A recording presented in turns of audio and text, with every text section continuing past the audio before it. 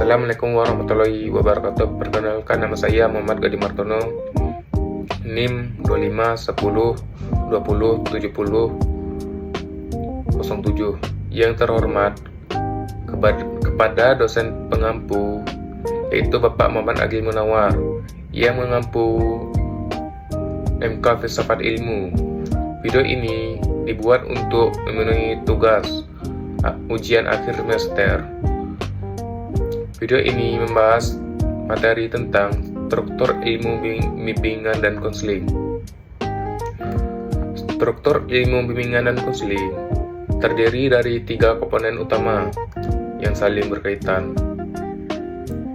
Yang pertama ada landasan filosofis dan teoritis. Yang kedua ada bidang kajian, dan yang ketiga ada aplikasi dalam praktik. Ketiga bagian ini menjadi kerangka yang membuat bimbingan dan konseling berfungsi sebagai disiplin ilmu yang kokoh dan sebagai profesi yang mampu membantu individu berkembang secara optimal. Bagian pertama adalah landasan filosofis dan teoritis. Landasan ini mencakup pandangan filosofis tentang manusia sebagai makhluk memiliki potensi, nilai, dan martabat yang harus dihargai. Selain itu, terdapat landasan psikologis yang bersumber dari teori perkembangan, teori kepribadian, dan teori belajar, yang membantu konseling memahami bagaimana perilaku, emosi, dan pola pikir individu terbentuk.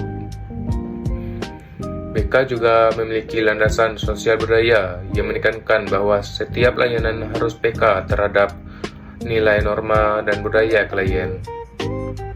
Tidak ketinggalan landasan ilmiah dan teknologi yang menuntut BK untuk berbasis penelitian serta memanfaatkan teknologi seperti asesmen digital dan layanan konseling online.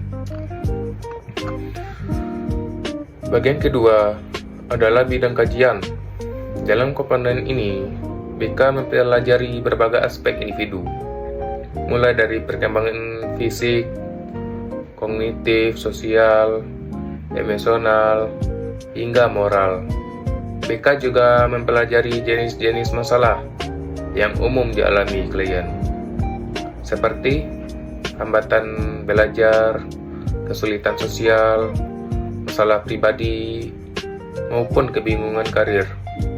Selain itu, bidang kajian mencakup proses konseling, meliputi teori-teori seperti humanistik, behavioral, dan kognitif behavioral, serta teknik komunikasi dan tahapan konseling.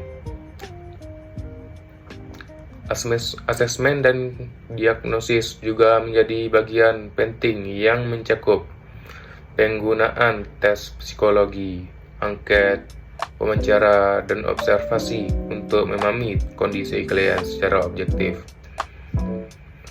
BK juga mengkaji bentuk-bentuk layanan seperti konseling individu, konseling kelompok, bimbingan klasikal, konsultasi, dan mediasi.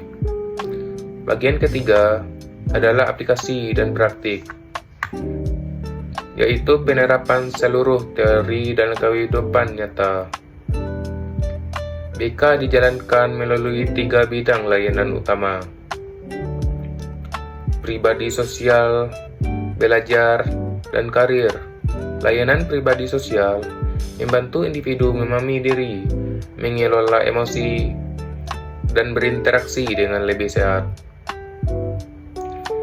Layanan belajar membantu mengatasi kesulitan akademik, meningkatkan motivasi, dan membangun strategi belajar yang efektif. Layanan karir membantu klien mengenali potensi diri, memahami pilihan karir, dan membuat rencana masa depan. Praktik BK dapat ditemukan di sekolah, kampus, lembaga masyarakat, perusahaan, hingga layanan keluarga, dengan tujuan mendukung perkembangan individu dalam berbagai situasi kehidupan. Secara keseluruhan, struktur ilmu bimbingan dan konseling membentuk satu kesatuan yang menyeluruh. Landasan teoritis menjadi dasar pijakan, bidang kajian menjadi isi keilmuan, dan aplikasi menjadi wujud nyata manfaatnya. Ketiganya menjadikan BK sebagai ilmu yang relevan dan penting untuk membantu manusia berkembang secara utuh.